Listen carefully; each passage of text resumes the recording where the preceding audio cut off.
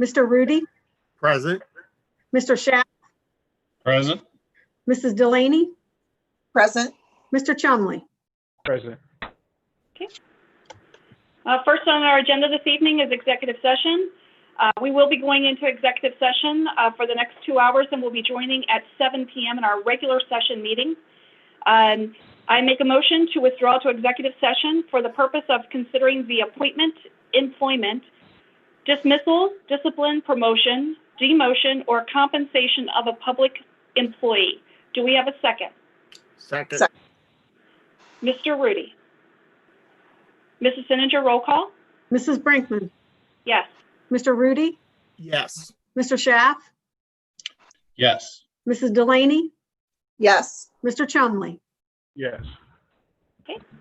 We will withdraw into executive session and will rejoin this meeting at 7 p.m.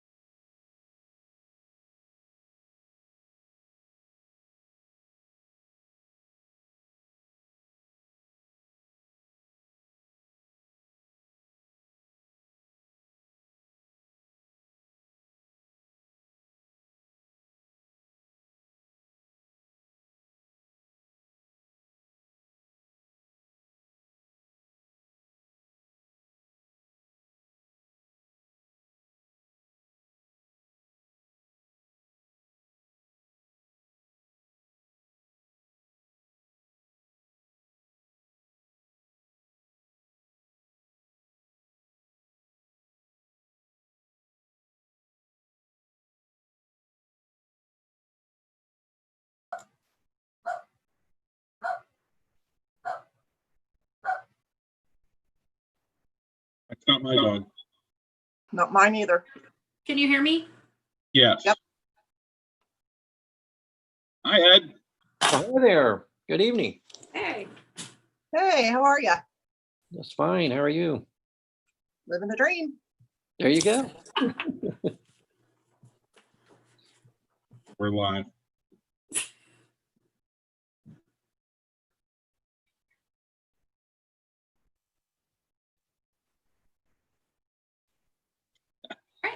Thank you for rejoining us out of executive session. Mrs. Sininger, can you draw us out of executive session? Mrs. Brinkman? Mrs. Brinkman? Present? Mr. Rudy? Present. Mr. Schaaf? Present. Mrs. Delaney? Present.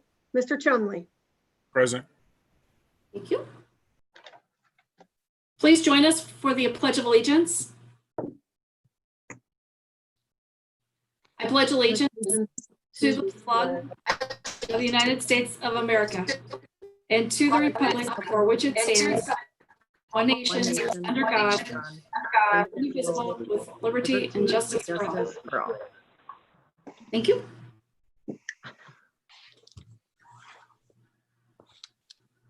Mrs. Sininger. Yes, before you, you have the minutes of our regular board meeting held on May 11th, 2020. I respectfully request that you approve the minutes as submitted. You've heard the recommendation of the treasurer. Do we have a motion? So moved. Mrs. Delaney, Second. second, Mr. Chumley. Discussion? Hearing none, roll call. Mrs. Delaney, Yes. Mr. Chumley, Yes. Mr. Schaaf, Yes. Mr. Rudy, Yes. Mrs. Brinkman. Yes, motion approved.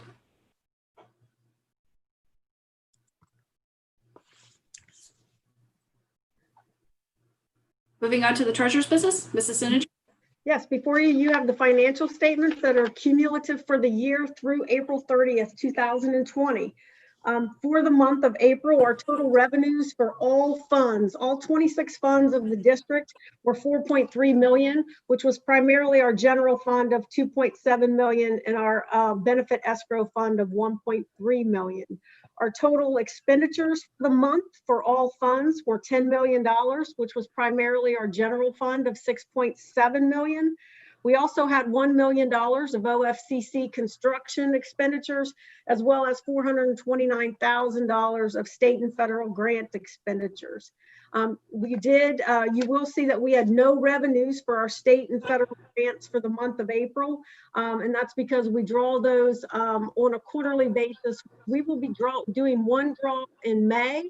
And then to pick up the last month's expenditures, we'll do a second draw actually in June to get those cleared up. So we will be seeing some state and federal grant revenues coming in.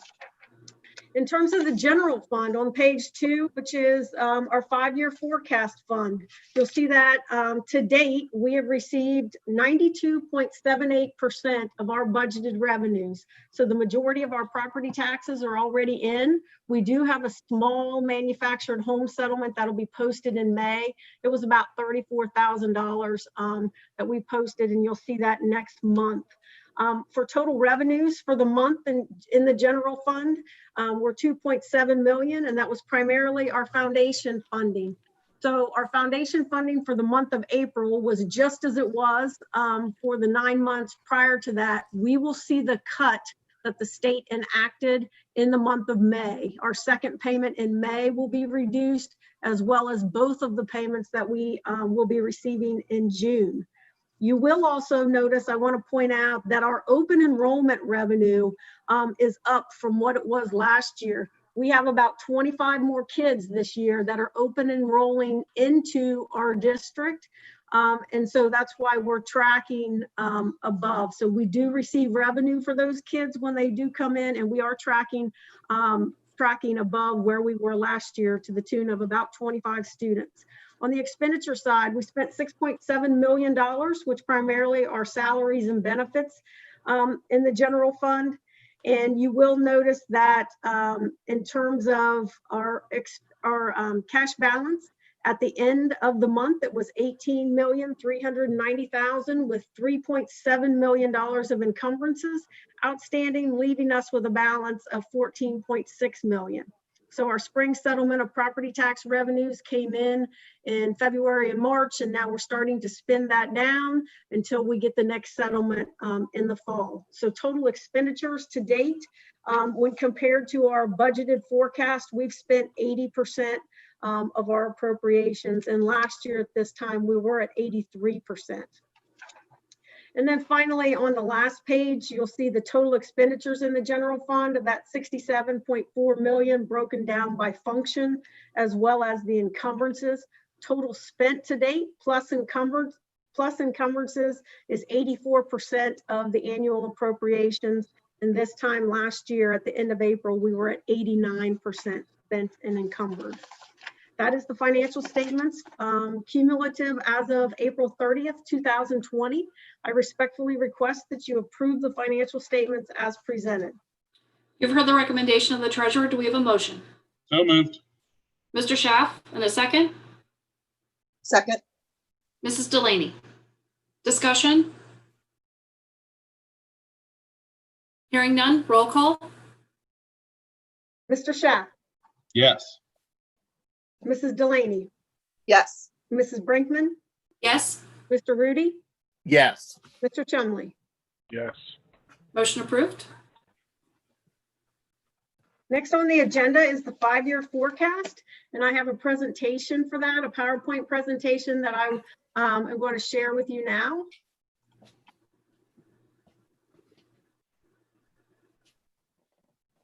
Can everybody see that? Yep. Actual PowerPoint. This is the 5-year forecast for the general fund.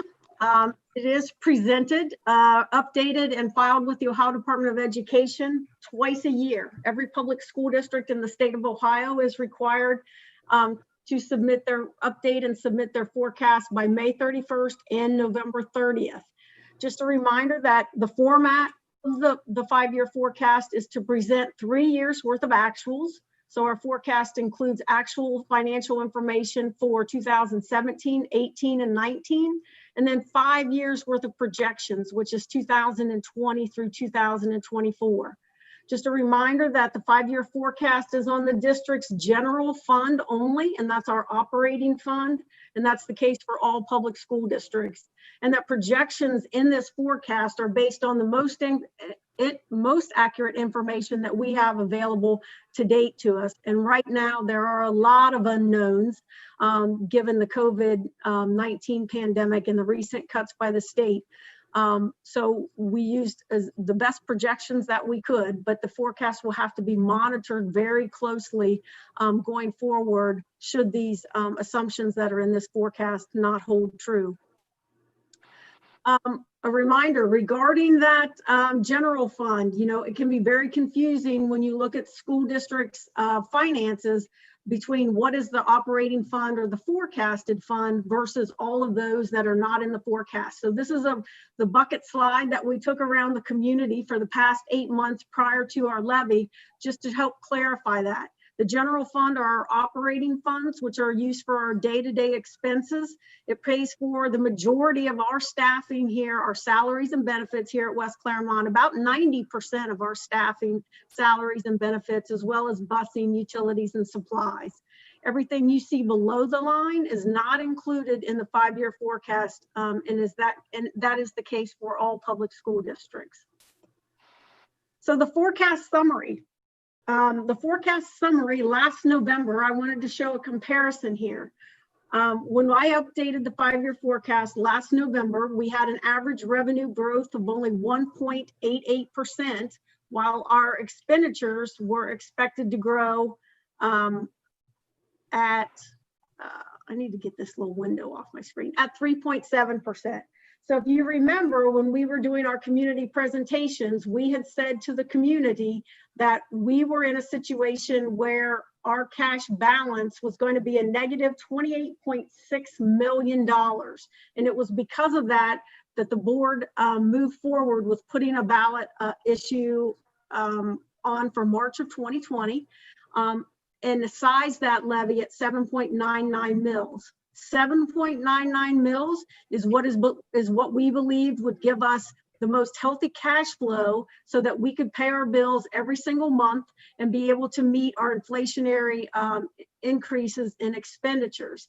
That 7.99, we knew going into that, if successful, that until the new collection started next spring, we would have some stress there on our cash balance. And you'll see in this presentation that that still holds true. So now that the levy has passed, and it is a wonderful thing that it has, and I can't thank our community enough for supporting us with this. The 7.99 mil levy did pass, and so it has been incorporated into this forecast. You'll see that our average revenue growth now is 4.23, while our average expenditures are expected to grow at 3.69. So you can see that I've held the expenditures to the same level that they were in November and during all of our community presentations. So if you went to one of those community presentations as a member of our community, you remember that we talked about in the forecast, there were increases to salaries and benefits of about 2.5%. Our purchase services were expected to grow at about 2.8, and I'll step through that. But what I did for this forecast is left it at the 3.69. It's down just a little bit from the 3.7, which if you look back in November, up in the upper right-hand corner, our expenditures were expected to grow at 3.7, while now they're at 3.69. The reason it's down a little bit is because when we transitioned from on-site learning to remote learning this year, there were some areas where we had a reduction of expenditures. Our transportation expenditures were down, our fuel expenditures were down, our substitutes expenses were down, as well as our utilities. And those, when added all together, were about $570,000 worth of reduced expenditures. And I put those in the forecast as negative expenditures in 2020. So this forecast then assumes that we're going to come back to school in the fall, whether it be delayed or a little bit, but this forecast assumes that those transportation expenses are coming back, the fuel's coming back, the substitutes are coming back, as well as the utility increases. So I put them right back into 2021, which is next school year, and this forecast shows you what it would cost to sustain our current amount of programs and services, which is what we told the community that this levy would do. The reason that this levy now appears, this forecast appears different than what we shared with our community when we said, if this levy were to pass, we would have a projected cash balance of about $11.6 million at the end of the forecast. And you can see that in this graph here, what it shows is now we will have a projected cash balance of $4.6 million. That's a big difference between telling the community we're projecting $11.6 million in cash at the end of the forecast and now saying 4.6. And the difference is because of those state cuts that were just announced by the governor this month. West Clermont took a pretty big hit. 5.5% of our state revenue base was decreased just like that when he announced that. He announced that 3.7, he was announcing a cut of 3.7% to K through 12 education. But when they actually rolled out the formula for that, they didn't just take an across the board, everybody takes a cut of 3.7. Instead, they used a model that used the state share index. So school districts who are wealthier school districts and receive the least amount of state funding actually got a bigger cut than those school districts that were on the other end of the spectrum. For us at West Clermont, our state share index is 45%. And so when they rolled that formula out, we ended up getting a cut of about 5.5% of our total state funding. And that took effect this year. What you'll see in the forecast then is because of the economic downturn, we had to decide what will it look like next year. I don't have a crystal ball, so if my assumptions don't hold true, the forecast will need to immediately be updated in order to take a look at it again. But the assumption that I made is I went with whatever our state funding is going to end up with at the end of June 30th of this year. And I'm assuming that we're going to take another 2.5% cut next year. The forecast then assumes for state funding that in 2022, the economy will have rebounded and that we will be receiving state funding that would have been equivalent to what we should have received this year in 2020. And then we have modest increases of 2% in 2023 and 2024. So you can see on this graph that our expenditures, which are our dark blue bars, are exceeding our light blue bars here in 2020, 2021, when the new levy starts to come in. And then all of a sudden in 22, which is the first full year of collections on that levy, you can see that our revenues are actually exceeding our expenditures. And then it kind of levels out here in 23 and in 24. Once again, expenditures are starting to creep up above our revenues. So when we were out on the community presentation and discussing this with our staff, we had said to the community, this is a 10-year levy, but we know that just with inflationary increases and modest increases on our staffing, that we're going to be in a situation where we're going to need to come back to you and start having discussions again in about 4 years. And that continues to be the case. It's just now, in addition to that, we have these state funding cuts that have accelerated the situation a little bit more. So what would have this graph looked like if the levy wouldn't have passed? Here's where we would have been. Our average revenue growth would have only been 1.52, while our expenditures, which are those modest increases in expenditures, if they held true at 3.69, we would have had a negative cash balance at the end of this forecast of almost $35 million. So again, this forecast looks dramatically different because the community supported us on this levy effort, and it could have been just a very drastic situation that we could have been in heading into this July had the levy not passed. So again, I just want to thank the community, thank the staff, everybody that supported us and our kids here at West Clermont. So let's take a look at the revenues in this forecast. If you were to look at how our actual revenues rolled out at the end of 2019, you can see that real estate made up, and this was the real estate is our business, our commercial, as well as our residential, made up 41% piece of the pie. Because the community supported our levy, when you go out to 2024 and look at that pie chart on the right, you'll see that our real estate is up to almost 50% of our total operating revenues. Public utility taxes on property in 2019 made up 3.7% of the pie, and that's now up to 4.2% of the pie, while our state funding, because of the cuts, have been reduced from 39 down to 36%. So the pie is starting to shift in terms of what percentage is made up from our local revenues here versus what the state is providing. In terms of the significant revenue sources on the 5-year forecast, which I want to point out that the 5-year forecast, the total book itself is available out on board docs, and it will be available on our website as well. So, but I'm going to just isolate the most significant line items in terms of revenues and expenditures instead of going through each line. I want to just point out again that in terms of our general property tax base, it's now making up the majority of our operating revenue, and just want to give perspective on where that tax base, how that tax base is made up. 70.64% of our tax base is from residential taxpayers, whereas 24% is from commercial and business, 4.25% is based on public utilities property taxes, and then agriculture makes up less than 1% of our property tax base. When you look at our real estate taxes, which is our residential and our commercial, I've input the levy here so you can see that the revenues in 2020 to 2021 jump up significantly. That's because in 2021, we start to receive the new levy proceeds. Now keep in mind that property taxes are assessed one year, collected another year, and it's on a calendar year basis. School districts operate on a July to June basis. So because of that, the school year 2021, we're only receiving 1/2 of that 11.5 million.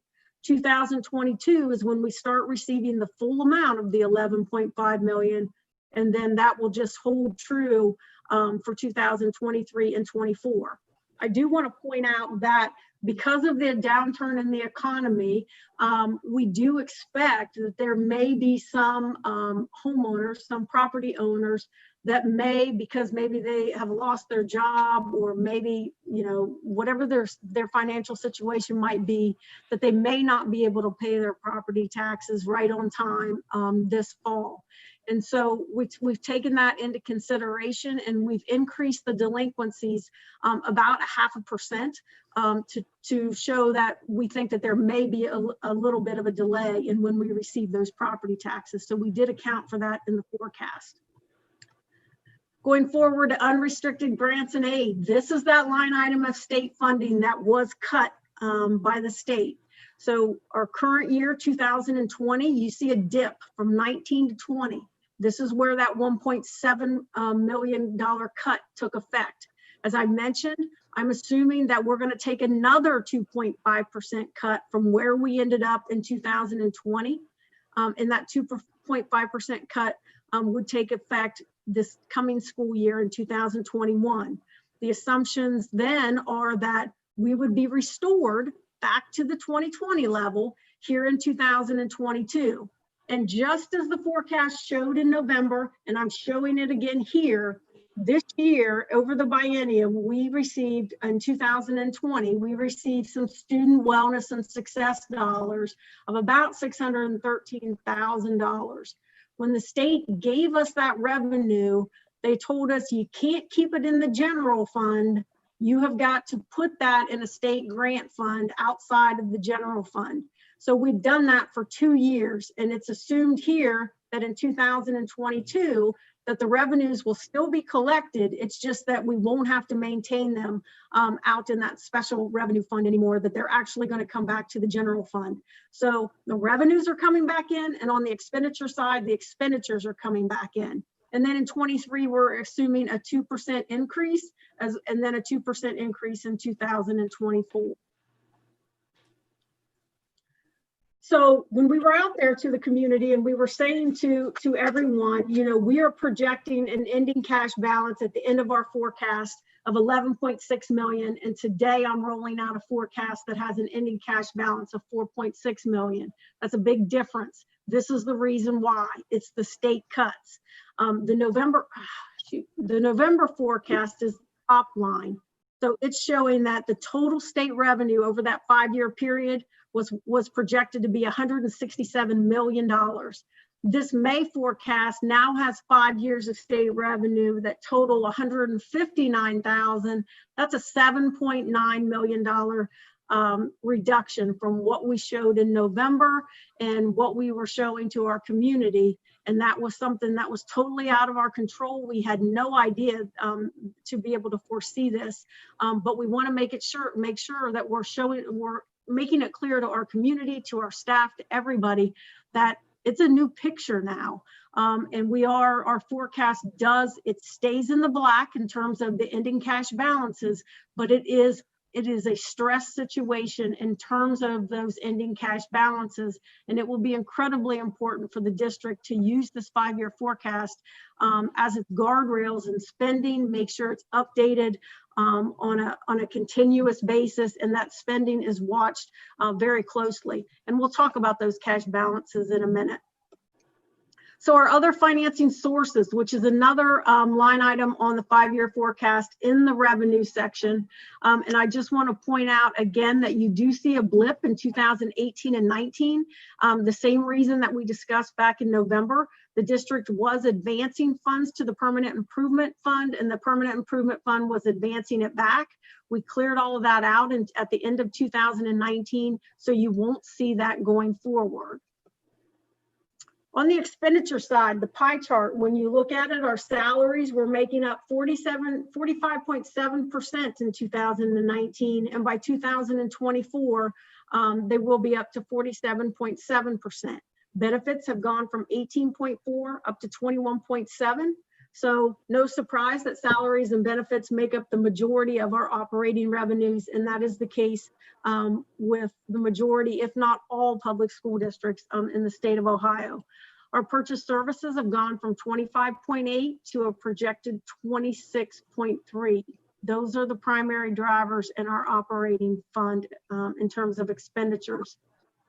So for those salaries, again, from 2020 to 2021, what is projected in the forecast is about a 2.5% is what it equates to when you look at where we ended up in 20 and where we're going to be in 21. Now, throughout the year in 2020, this year, we had some areas where our class sizes or our special education student to teacher ratio were reaching limits that in order to be in compliance, we needed to hire an additional special education teacher or a couple of those. What we did going into 21 is we looked at all of our class sizes in all of our schools and determined where we could make some savings there in terms of we're not increasing class sizes. What we did is at Holly Hill, we're going to increase class sizes up to where, very close to where all the other elementary schools are. We're not increasing them significantly higher. We're keeping them right with the rest of the district. And in doing that, we were able to save 3 positions there in order to make up for those other areas where we were nearing being out of compliance with special education. So when you look at the booklet for the 5-year forecast, it will show actually a 2.1% increase going into next year. That's because we've pulled out those 3 teachers or those 3 positions, and going forward, you'll see a 2.5% increase. 2022, you do see a little bit more bump than 2.5. That's where those student wellness and success expenditures are coming out of those state grants and coming back into the general fund. And then going into 2023 and 24, it's a 2.5% increase. In terms of benefits, our benefits are made up primarily of retirement and medical expenses. Retirement fluctuates as your salaries fluctuates, and medical expenses are projected to be 7% increases annually in 2022 and 24. We should get this July is when we normally find out what our new rates will be for this coming January. So if it's above 7%, the forecast will need to be updated, things looked at again. If it's under 7%, that would be a great thing. But again, those are the 2 primary drivers and benefits, and we need to make sure that we're watching those closely. Purchase services, really no change in average annual growth from what you saw in the forecast in November. We're projecting a 2.84% in average annual growth. And just to remind you what's in this category, this is our transportation contract. Our utilities are in here.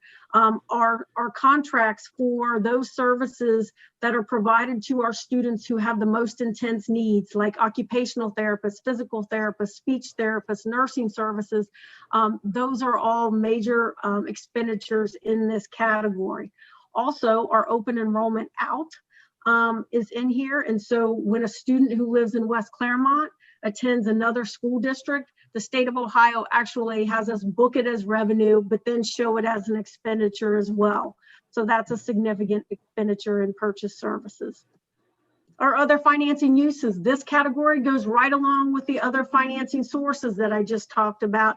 And again, I just wanted to point out again why you see that blip in 2017, 18, and 19, and that was that advance over to the PI fund, the Permanent Improvement Fund, that was now shored up at the end of 2019 and is not occurring anymore. What you see going forward in 2020 through 2024, what I have budgeted is the annual transfer from the general fund over to our Fund 300 for athletics.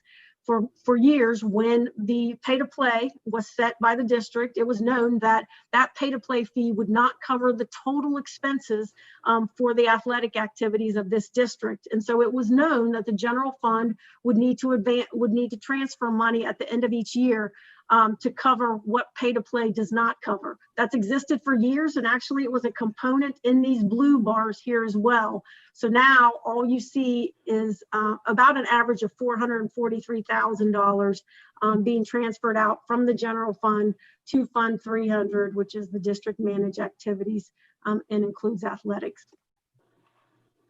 So when you look at the 5-year forecast, there's 2 lines that are very significant, and that is line item 6.1, which tells you whether or not you're bringing in more revenue than you're spending, or vice versa.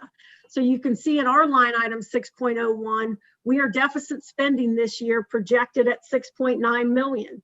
Next year, which we're going to receive 1/2 of the new levy proceeds, that deficit spending drops to 4.1 million. Then we go into 2022, the first year of full collections, and we're actually bringing in more revenue than we're spending, to the tune of 1.7 million.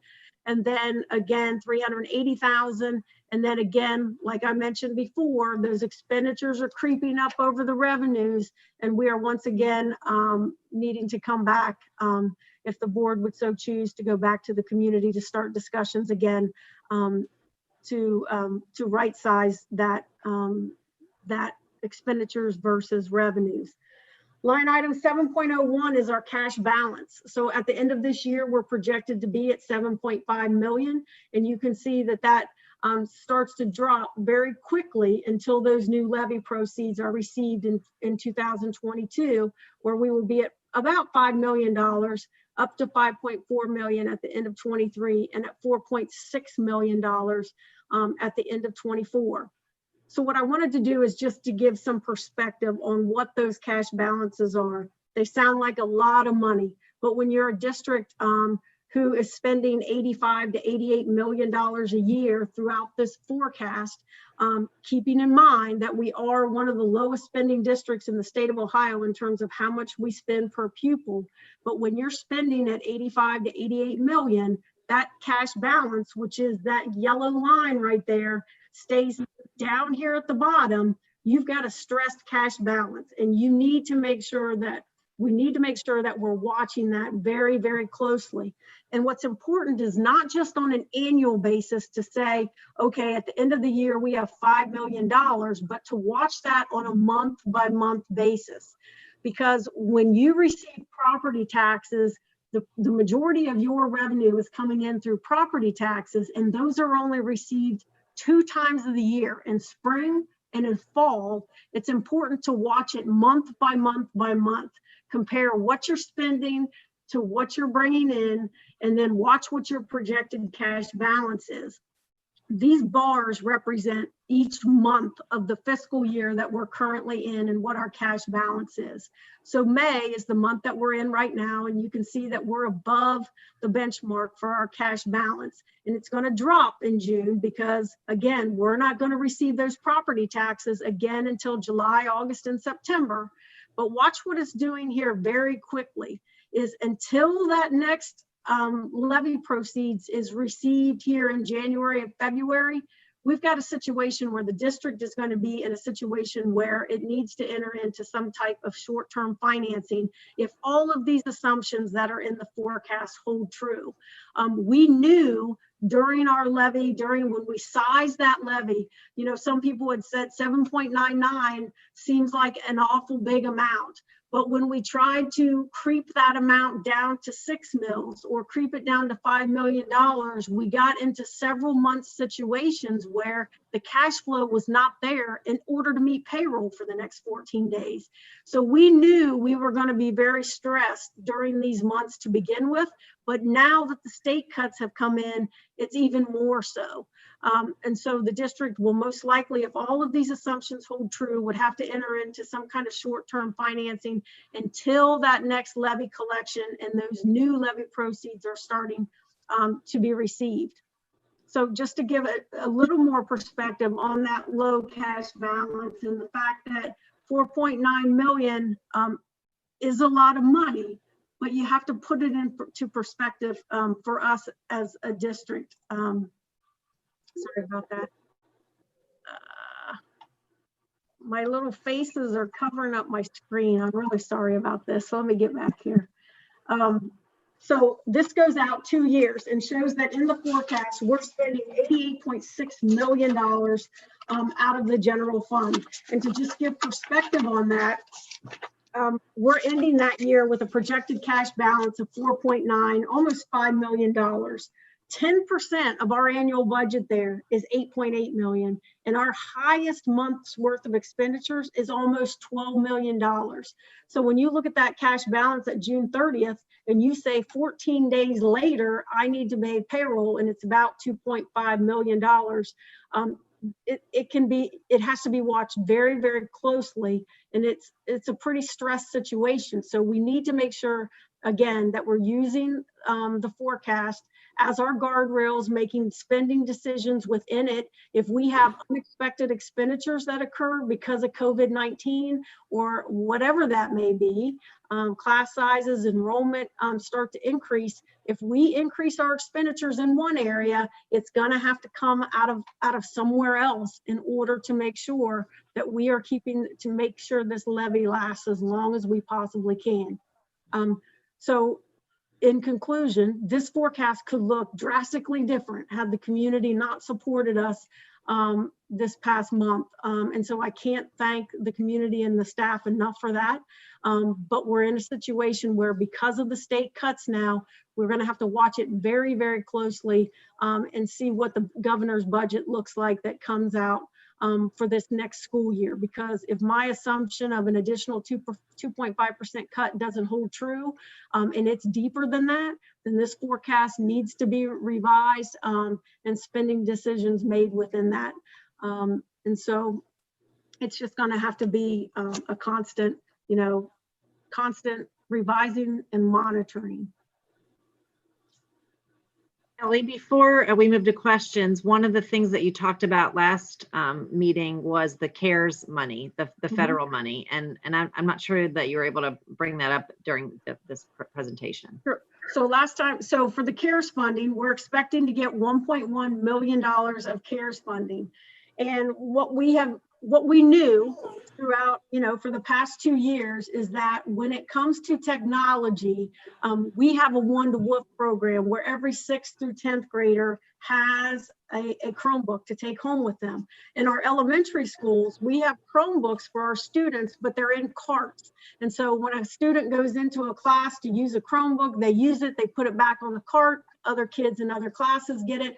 We don't have a Chromebook for every kid.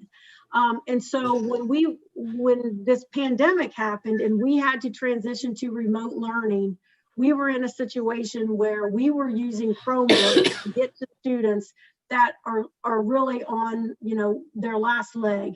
They worked, but they were nearing their end of their life. And if we're going to enter into next school year, should it be remote, our kids need to be connected. They need to be, and then it's not just our kids, but our teachers as well.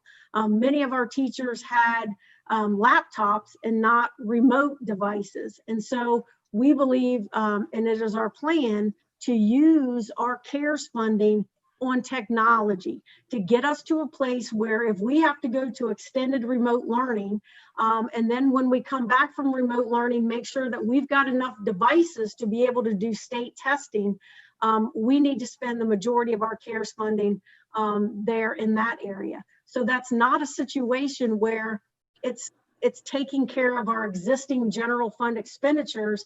These are additional expenditures over and above that that this district needs to prepare and be equipped for a remote learning situation. Does that answer your question, Natasha? Yes, thank you. Thanks.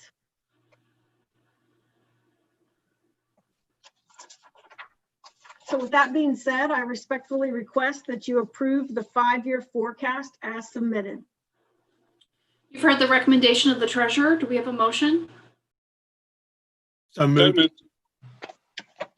First by Mr. Rudy, seconded by Mr. Schaaf. Yep. Discussion? I do have one question. Kelly, there was and this may not really be 5-year forecast related, but we had to submit something to the state. I don't know if it was ODE or something about Mhm.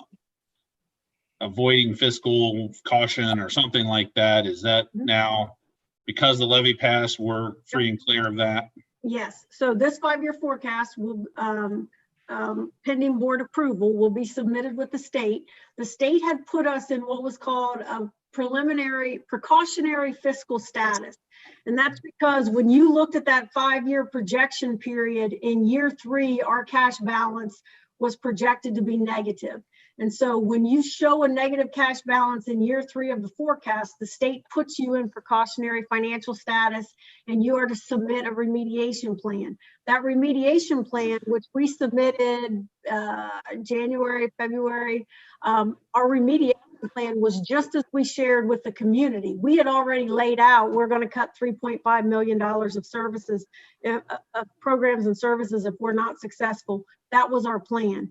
Now that the levy has passed, in all 5 years, we're showing a positive cash balance, which is absolutely wonderful. But like I said, it's a stress cash balance that will have to be watched very closely. So we are out of precautionary financial status right now. Very good. Thank you. Anything further? Hearing nothing further. Kelly, roll call. Mr. Rudy, Yes. Mr. Schaaf, Yes. Mrs. Brinkman, Yes. Mrs. Delaney, Yes. Mr. Chumley. Yes. Motion approved. And I have no further comments. Thank you. Thank you. Mrs. Adams? Yes, Dr. Fultz is going to join us to review the very large personnel agenda, which is often a large agenda this time of year. All right, thank you. Good evening, members of the board, Mrs. Adams, Mrs. Sininger. In front of you is the personnel agenda for May 27, 2020. It is a large, heavy agenda, so that's always fun. On the agenda today, we have the resignation of administrators, teachers, and classified personnel. You'll notice that Scott Spiker is back on the agenda. He was on a previous agenda, but he adjusted his resignation date, so we had to bring him back before the board. You'll also notice that Cheryl Turner is being reassigned from Merwin Principal to the district office. When Stacy McMahon, one of our supervisors of West Clermont, announced her resignation earlier this spring, it gave us an opportunity to re-envision the role and how it could better support the district. So this is not a new administrative position, but rather a repurposing of a position that already existed. Also on the agenda, and what makes this very heavy is the proposed hiring of certified and classified employees to the district, as well as renewing contracts for certified and classified employees who are on limited contracts. They get renewed every year until they get onto a continuing contract. And there's employees, both certified and classified, up to move from limited to continuing where appropriate. So they're on this agenda as well. You will also see on page 4, Doug Alpiger's name on the list. We're excited to have him back. In last couple of years, he's been serving as a substitute / part-time administrator. We're very lucky to have someone to do that. There's no administrative pool to call if principals get sick. And I know a couple of years ago, he filled in for one of the APs at the middle school who had back surgery. So we're happy to have Doug as needed coming back to us, pending board approval, of course. Also on the agenda, it includes all the extended days for our school psychs, school guidance counselors to close out and open the district again, an unpaid leave of absence, and of course you have your supplemental contracts for sports and stipends. So with a full mouth, with all these questions here of all the names on the list, I respectfully request that you approve the personnel agenda as submitted. You've heard the recommendation of Dr. Fultz, and I'll put that on the floor in the form of a motion and ask for a second. So moved. Second. Mr. Rudy, discussion? I'd had a question regarding the supplementals. With the contract coming up, we don't have the new contract set yet. I assume then that the supplemental amounts are based upon the current contract that we're in, and then would be adjusted as a new contract is is approved. That would be correct. That is possible. The supplemental contracts and the amounts and the numbers are part of the bargaining agreement. So as we bargain in negotiations, those would also be included.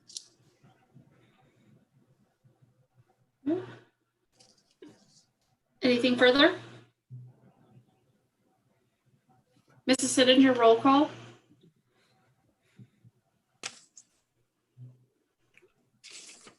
Mrs. Brinkman, Yes. Mr. Rudy, Yes. Mr. Chumley, Yes. Mrs. Delaney, Yes.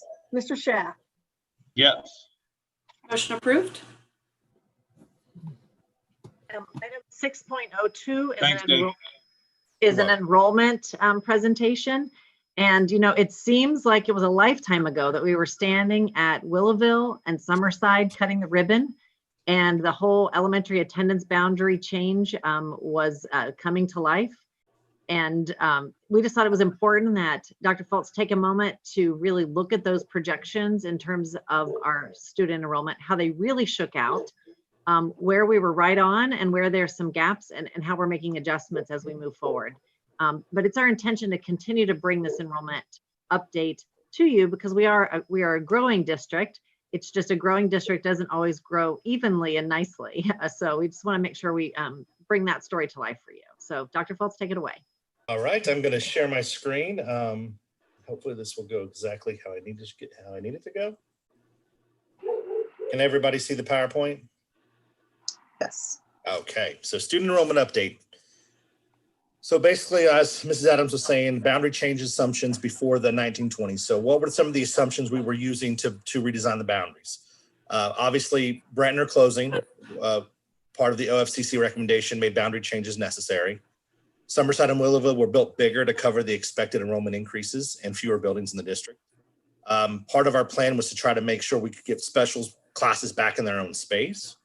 And preschool was consolidated into 2 locations and also with the consolidation of resources. So we're working from assumptions such as that. We used Decision Insight as our predictive tool. It was a tool that saved us hours upon hours and upon hours. Actually, I'm not sure we would know how to proceed if we didn't use some type of instrument. So we're happy to be able to use that. It produced a variety of options. We selected the best boundary scenario with the best information that we had at the time. And I just want to put, like, for an example, when we picked that boundary issue, we were believing that the Rumpke property up north was going to continue to develop. And we were starting to see a little pop-up of subdivisions across the district, but they were relatively small in comparison. So what changed? What happened? So here comes August and September and October. Enrollment happened, of course, but it was in pockets rather than across the school district.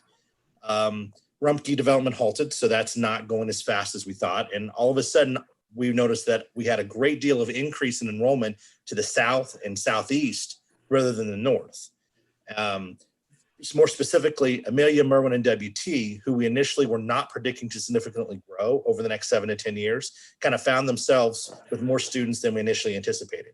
So what were some of these reasons for unpredicted growth?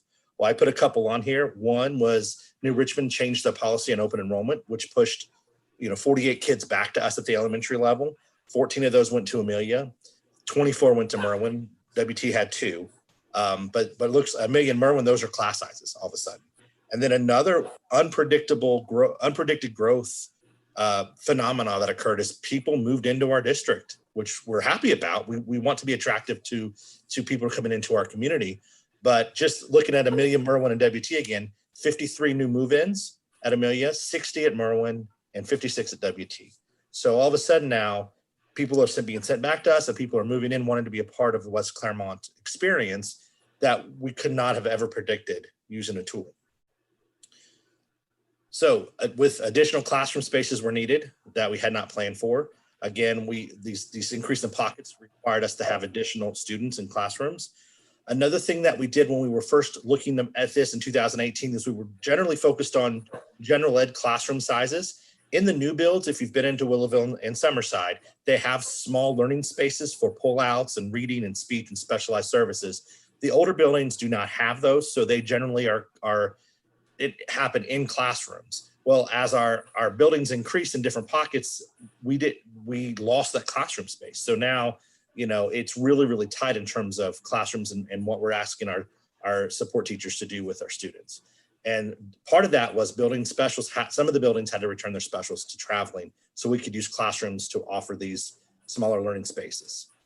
One of the things that we were able to do at the very beginning was try to reduce enrollment pressures using building to building transfers as an opportunity. So again, if you look at the 3 buildings where attendance was predicted more than there were more attendance than predicted, we were able to reduce the total number of students by Amelia by 14, Merwin by 23, and WT by 21, just by allowing the building to building transfers to happen.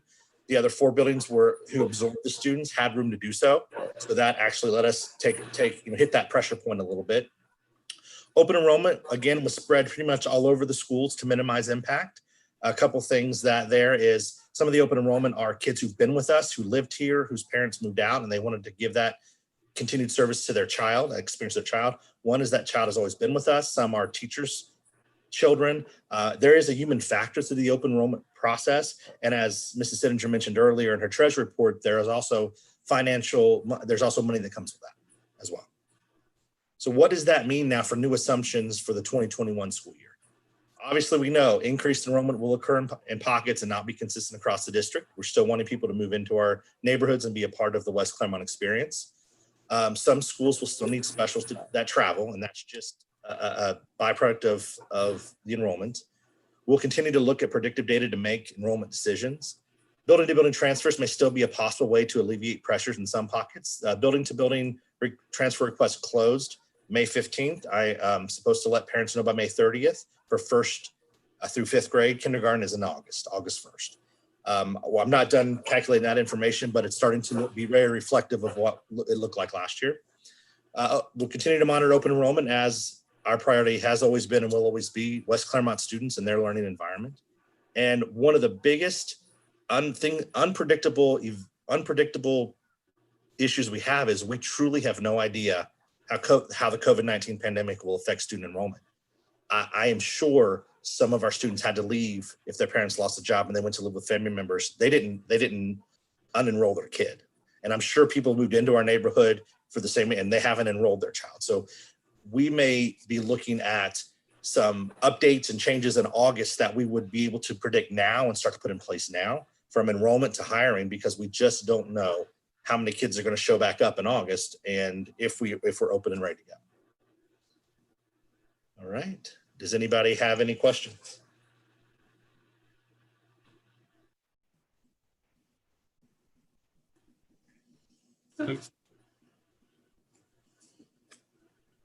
Okay. Thank you. Thank you, Dr. David, for that presentation. Oh, sorry, Mr. Sheff, did you want to say something?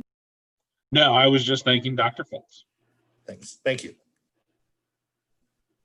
Yeah, there's been a lot of thought and preparation in that, and as he preps for the next school year, that we've got some timelines, deadlines coming up. So we'll get more and more precise on that. But there's a lot of uncertainty, and so we're going to control the knowns that we do know and prepare for as many unknowns as we possibly can. So thank you, Dr. Fultz. And speaking of ribbon cutting, although it seems like a lifetime ago when we were standing at Summerside and Willowville, as I said earlier, we are well on our way to planning our next ribbon cutting, which is at Clough Pike Elementary. And we are fortunate to have Mr. Ed Dyer with us tonight to give an update on Clough's progress. And Mr. Dyer, I know you weren't with us directly last board meeting, but we did, your ears were probably burning because we all said something about you and how wonderful you are and what a gift you are to this district. And so I know you hate attention and you hate celebration and all of that because you're so humble, but we're glad to have you tonight with us and we are looking forward to your update. Thank you very much. Thanks for the opportunity to come and give you an update this evening. I also appreciate your kind comments.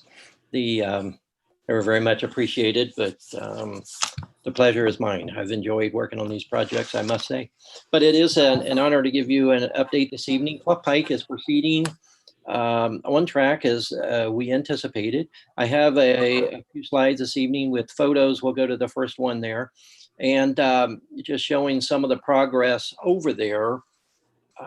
a lot of things are happening, as the board already knows, administration knows, but maybe people listening may not know. It is a complete renovation of the Clough Pike Elementary School, inside and out, and with an addition of a gymnasium addition on the building.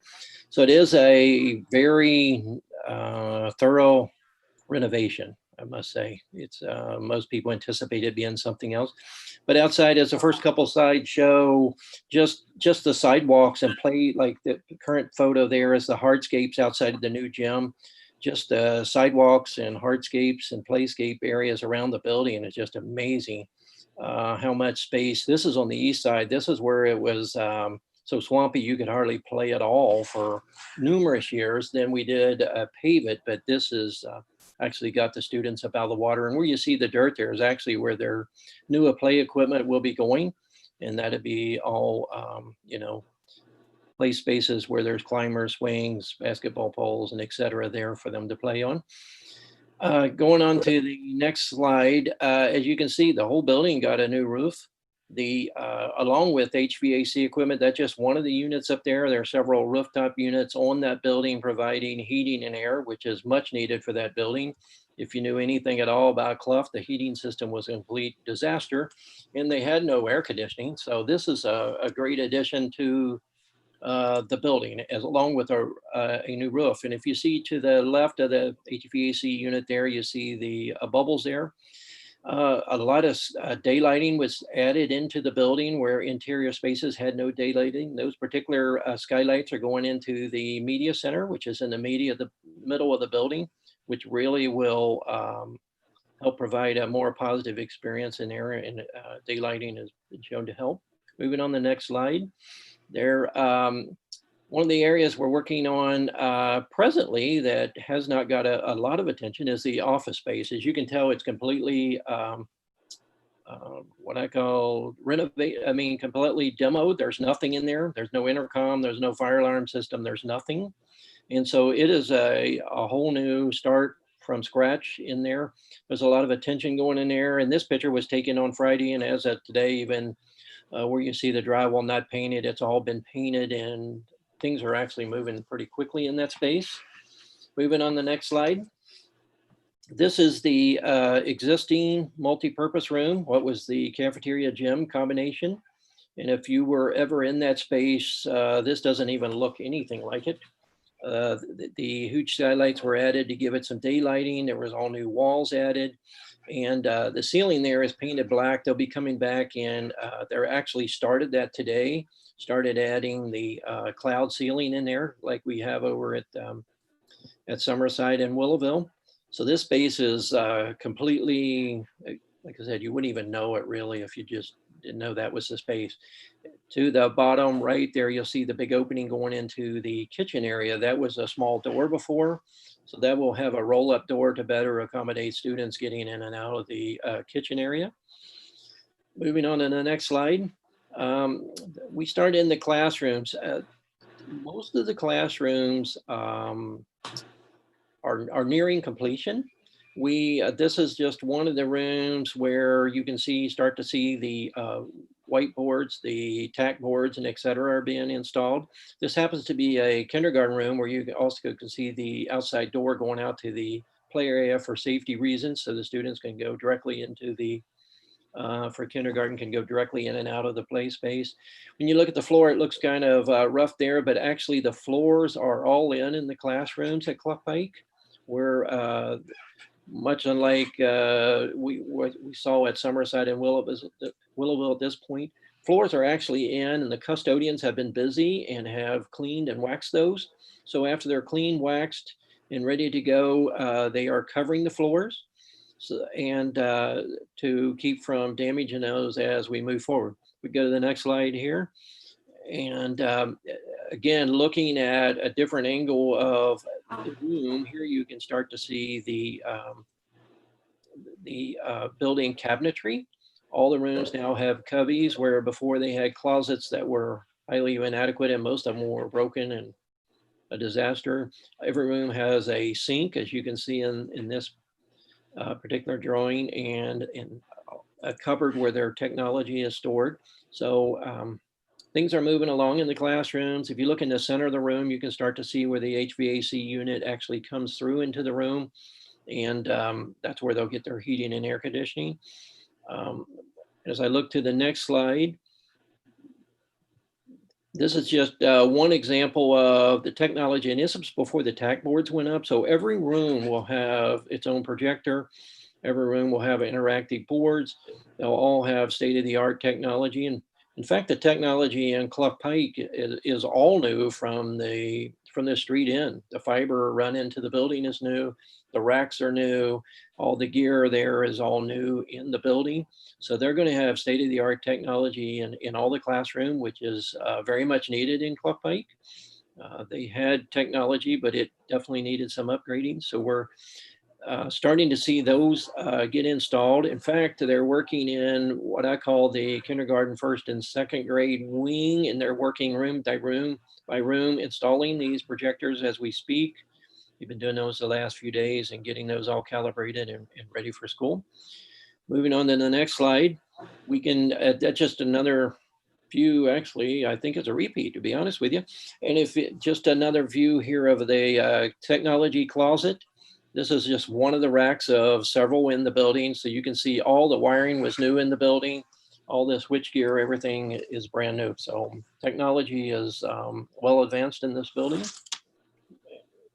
This was, I just couldn't resist to take a picture of the hallway I was standing in it. This is on the west side looking down toward the office from like a first grade room there. And just the brightness you can see is it just looks so clean and bright. There's still some color to be added in there. The floors still need to be cleaned up and waxed, but as you can tell, the school does have a new appeal to it, which is exciting to me. And as I looked at the next slide, just the switch gear, all the electric in the building, all has been updated. Electric in that building was pretty poor. And so you can see all the gear was put in there. They also have installed, it's in place, the backup generator, which we never had a generator at Clough Pike. So that has been installed, and switch gear is in there and ready to be operational for that piece. So that will be a nice addition to the building. And moving on, and the last slide I had over there is of the gymnasium. As you can see, and the board's seen some slides before, but the gymnasium, it basically is complete minus the floor.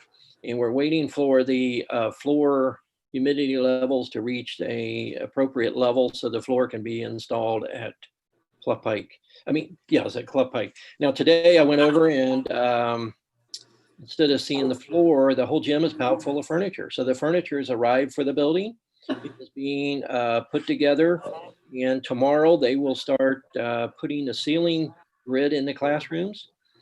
They'll start that process. Once they get the ceiling grid in, they'll be moving the floor covering off the floor and getting the furniture installed. So the furniture, the classrooms will start looking more complete here as we go. In the next couple of weeks, a big difference will be made. The classrooms should be ready. We have a schedule that we're working off of for July 6th to be substantial completion of the building. Is fully expected we will meet that target of the majority of the building. The classrooms will be ready to go, the administration. The building should be, if everything continues as the track we're on now, that building should be ready to go July the 6th and ready to occupy minus the kitchen and the kitchen area. We have a slight holdup over there with the COVID-19 issues. The factory that makes the walk-in and freezer was shut down for a while. And so that delayed being able to get that on site. So that is scheduled the freezer and walk-in are scheduled to arrive on June the 8th. And then we've got about a 42-day period to be able to finish that space. So we're looking more like the 3rd, 4th week of July to be able to complete the complete building at Clough Pike. So that is a nice schedule we're on. That will give substantial time to be able to teachers get in their classrooms, get moved back into the building, and be ready for the school year. So needless to say, Clough Pike's at a good spot. it is at a great spot to say, hey, we can get moved in. We think we'll be able to start moving the furniture, the teachers' items back in right after the 1st of July. We will need partial substantial completion from the county. We'll wait till we get that to know that for sure. But irregardless, by the end of July, that building should be completed and ready to go for the school year. So we're pretty excited about that. I wanted to give you an update regarding that and answer any questions you may have. Or How are we on budget? we are on budget. We wish we had more money, as with every project, but we are on budget, and we're basically on time with the exception of the kitchen area there, and that's completely out of everybody's control. Absolutely. But yes, we are on budget, and Thank you. yeah. So is the parking lot getting completely repaved? Most of it is getting an overlay. There is an expansion of the parking lot in the front. So we have about 18, 19 car spots being added. If you drive by there right in front of the current parking, we've got an area cleared out and it's really just mud at the moment due to all the rain. But that will be additional parking, and then the rest of the parking lot will be overlaid. And then at Clough, there's like an extra drive that goes back behind the property, kind of help the overflow when we didn't have busing. Is that staying paved, or is that being repaved or sealed, or is it just going away, or what's going on with that? That space does stay. That parking, that paving stays. And at the moment, we're looking at just repairing, patching what needs to be done until we see what the budget really allows us to do over there. It could be that it gets overlaid, but at the moment, it's just scheduled to be patched at the moment. And then does it get a nice new sign like the high school in Willowville and Summerside and the middle school? Yes, it would get a new digital sign. Yes. And if you've driven by the sidewalks tying into the street, all new sidewalks completely around the building, with the exception of if you looked at the west and the east side, there was a sidewalk put in many years ago as part of a PTO project. That sidewalk is staying existing because it really just serves as a function to get to the playground. Other than that, all the sidewalks are being replaced around the building. There's a new grease trap added. All of that is in. If you, on the east side, the poles were also removed and all the utilities were moved underground. New phone lines were ran into the building, completely new transformer for the electric, and much better improvement over there. Very good. Thank you. Mr. Dyer, this is Michelle, the play space that's located on the west side of the building, yes. Is that just being resurfaced or is it being enhanced? On the west side, the play space over there, other than the pavement, is all staying as existing. Okay. Yes, and same with on the north side back there for the preschool and the kindergarten. Mhm. That space, that playscapes there are pretty new, so all of those are staying existing. Okay. Part of the budget, being able to protect some of the budget items, but those are in great shape. No need to tear them out and put all new in. Perfect. Anything further? No? Thank you. Other than just thanking Mr. Dyer for all of your expertise in the last however many years of continual construction that the district has gone under. And I know what little time I've spent with you has been a pleasure. You say the pleasure was all yours, but your insight and wisdom has definitely helped make things understandable, and I appreciate that and appreciate you. Well, thank you. I am very thankful that we've got all of our projects completed before you've decided to hang up your construction hat permanently. So thanks for everything that you've done in your lifetime for West Clermont. We appreciate everything. Thank you very much. I appreciate that. Absolutely. And if we don't have a ribbon cutting before you retire, you're going to come back for the ribbon cutting, correct? I will come back if I'm invited. Maybe you wait till you see the building. Maybe you won't invite me back. Who knows? We will have to drag you there. Well, at the moment, we have plans for everybody to get a view of Clough on, I believe it's August 19th. It's in the middle of the week. That's true. We don't know with all the social distancing requirements and all the rules on kind of where we'll be in August, but that's kind of that's our dream with a deadline and a day that we would like to invite the community. So we'll get more specific as we get closer to those dates. But what you'll find about the school is that you'll see elements that are similar to what you see at Willville and Summerside, as well as we went with the classrooms looking like West Clermont High School, having that color scheme. And then the common areas are going to be Clough Pike school colors. So the cafeteria and the gym space. So you'll get that Clough Cougars. So thank you again, Ed. And we're going to move on to item 6.04, policy approval for revise, replace, and new policies. I'm recommending that you approve the policies as presented. We've presented them to you now twice now, and this is the final reading and an approval period. You've heard the recommendation of the superintendent. Do we have a motion? So moved. Mr. Rudy, and a second? Second. Mr. Chumley, discussion? Hearing none, roll call. Mr. Rudy, Yes. Mr. Chumley, Yes. Mrs. Brinkman, Yes, Mr. Schaaf, Yes. Mrs. Delaney. Yes. motion approved. Item 6.05, superintendent committees. We have had some work recently, so I don't know if anybody wants to report out. We have finance and personnel that have met, and then we do have a facilities meeting coming up, so we'll have something about that next time. The finance meeting was really just a preview of the 5-year forecast. And then that was, I think that was the majority of the finance committee.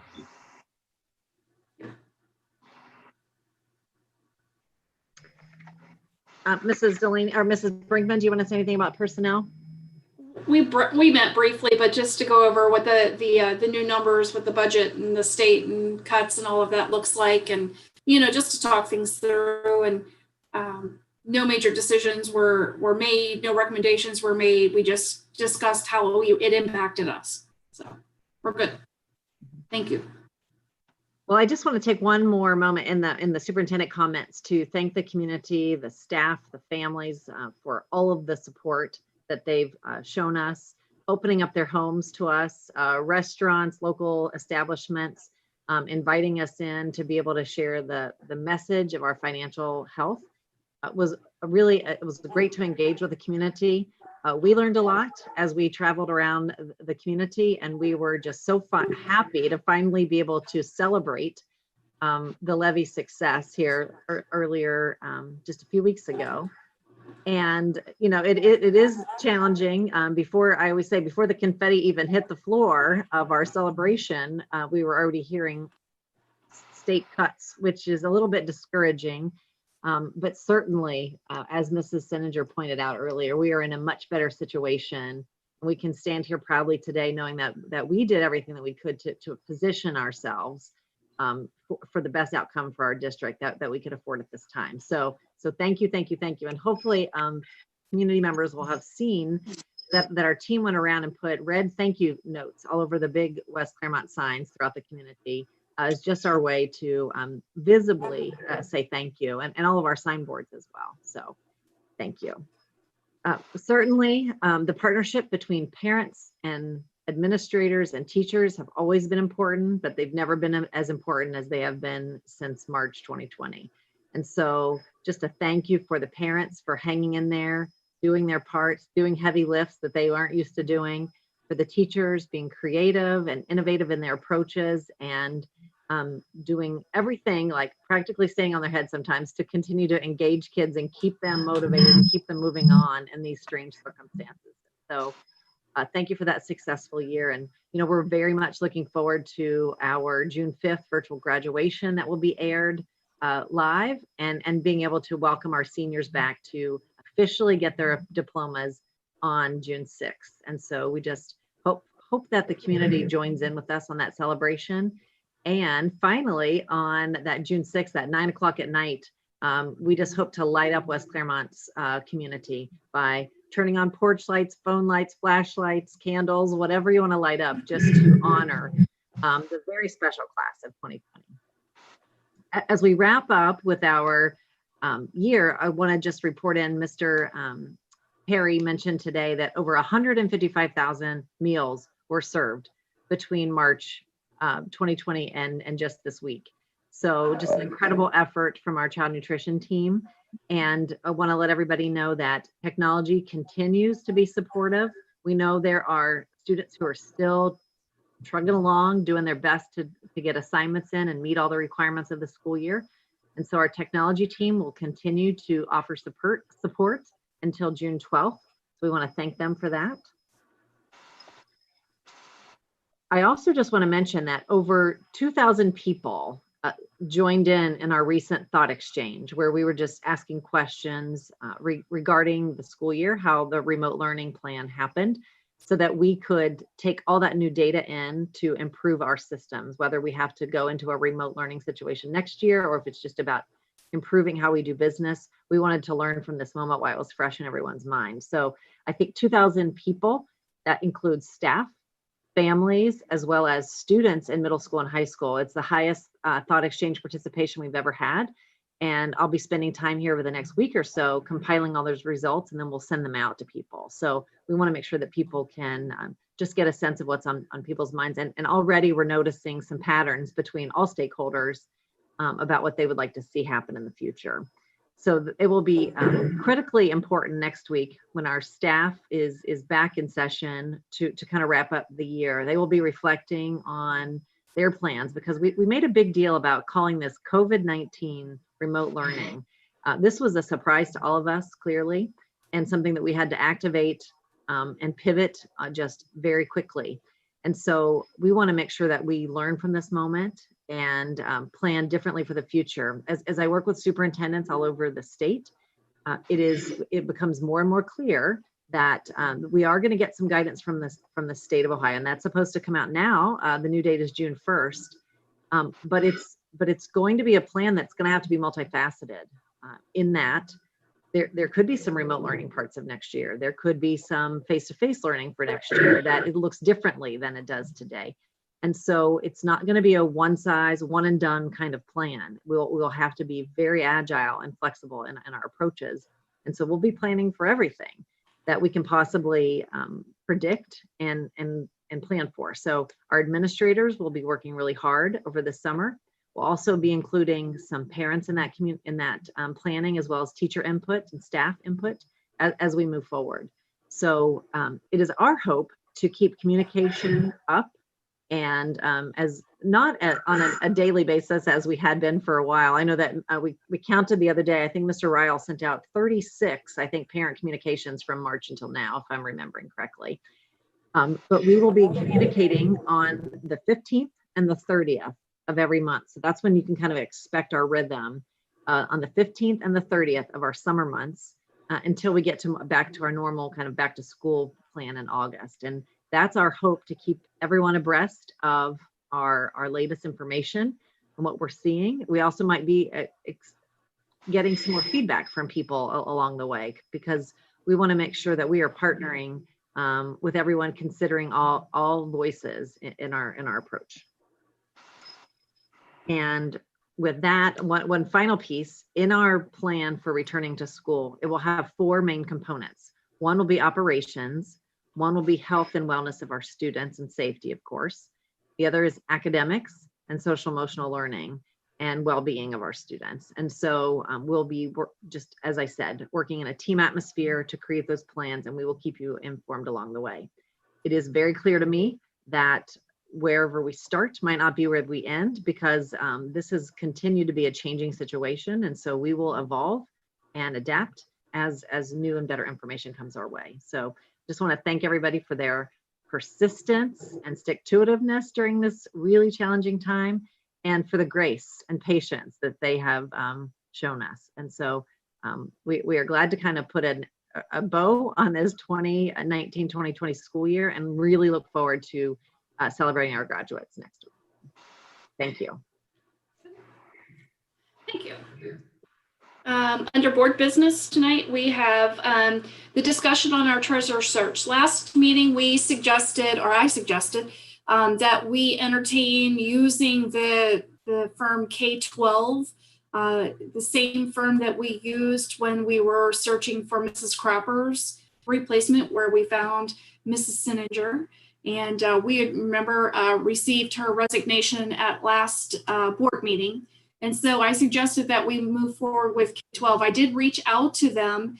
Their pricing is the same as what it was on the last search. We found that to be very cost effective and basically the cheapest option that was available to us. They did such a good job finding Kelly.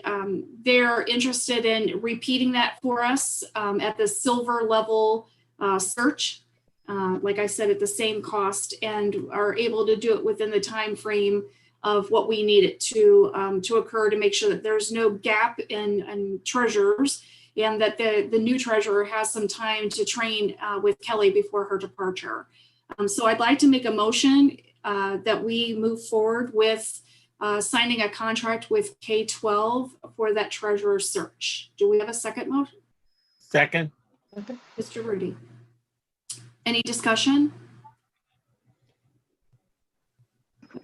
Hearing none. Mrs. Sininger? Mrs. Brink, Mrs. Brink, Yes. Mr. Rudy, Yes. Mr. Schaff, Yes. Mrs. Delaney, Yes. Mr. Chumley. Yes. Motion approved. Moving on to board comments. Mrs. Delaney, would you like to start us off? Just thank you to the community for believing in us and supporting our students and teachers and staff with the successful levy. As Mrs. Sininger mentioned, we're going to use our 5-year forecast as our guiding principles to do our due diligence to be successful across everything that we do. And looking forward to celebrating our graduates next week. The district has done a phenomenal job of celebrating all of our students at all the different levels. But I truly believe that even though our seniors aren't getting the exact senior year that they dreamed of, it's really cool. I'm very impressed with what we've done. Thank you. Mr. Chumley? Even though it seems like we have hurdle after hurdle, it's been cool to see those thank you West Clermont signs all over the place. And I also am looking forward to celebrating the class of 2020. Yeah, it's going to be different for this class, but it's definitely going to be one that they'll never forget. Absolutely. Mr. Schaff? I just wanted to thank the community, especially thank Mrs. Adams and Mrs. Sininger. I don't think that the community would have responded as they did had it not been for their efforts and the efforts of Jennifer Schaefer and the levy committee, and everybody who volunteered, handing out pamphlets or leaflets or putting up signs. I know there was bumpy roads everywhere, and then you hit the brick wall of pandemics, and it's one thing after another, but we persevere. So thank you to everyone, community, staff, administrators. Congratulations to the class of 2020. I know it's been said, this isn't what everybody wanted. It's what we can do. But like Mr. Chumley said, this is it's definitely going to be one that's remembered. I barely remember my graduation, but I'm sure if it had been during a pandemic, I would. But yeah, that's about it. Everyone stay safe. Mr. Rudy? I'd like to thank the taxpayers for their support in the levy, and also say congratulations to the seniors. they've been great troopers this year. And we're very proud of them. Absolutely.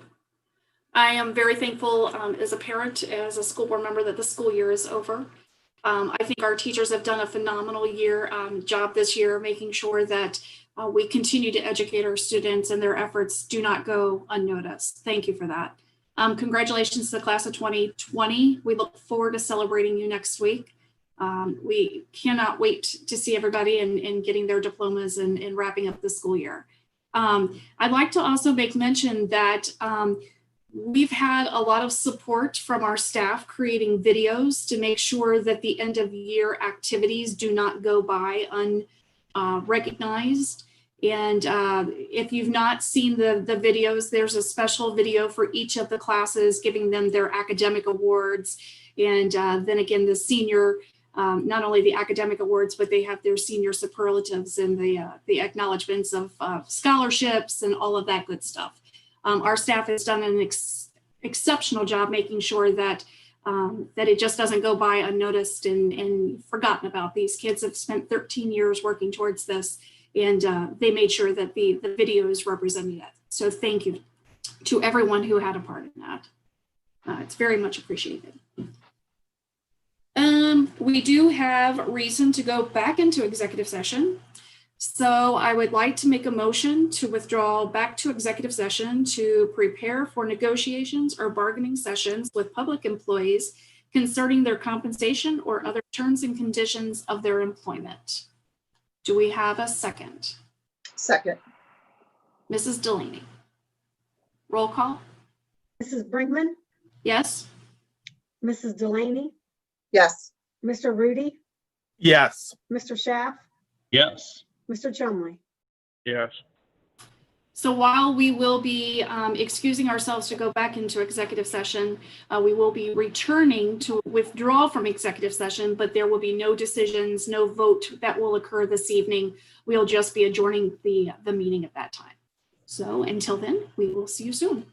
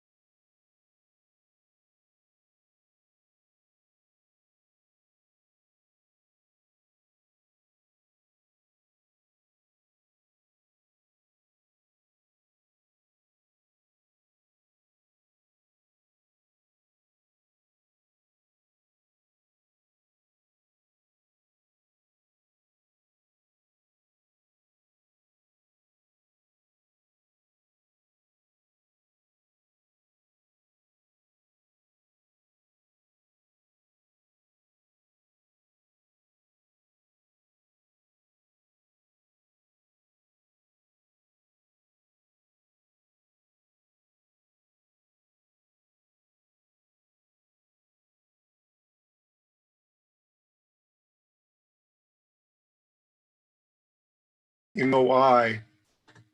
It's because I'm a co-host. It's because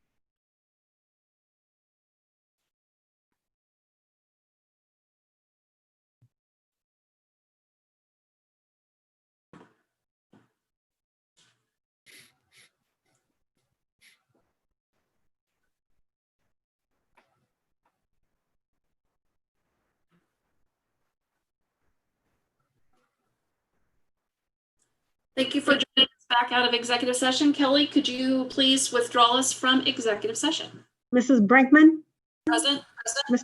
Mr. Rudy, Present. Mrs. Delaney, Present. Mr. Schaff, Yes, here, present. Mr. Chumley. Present. Thank you. For the purpose of adjourning the call, do we have a motion for adjournment? So moved. Mrs. Delaney, Second. Mr. Chumley, Mrs. Sininger, roll call. Mrs. Delaney, Yes. Mr. Chumley, Yes. Mrs. Brinkman, Yes. Mr. Rudy, Yes. Mr. Schaff. Yes.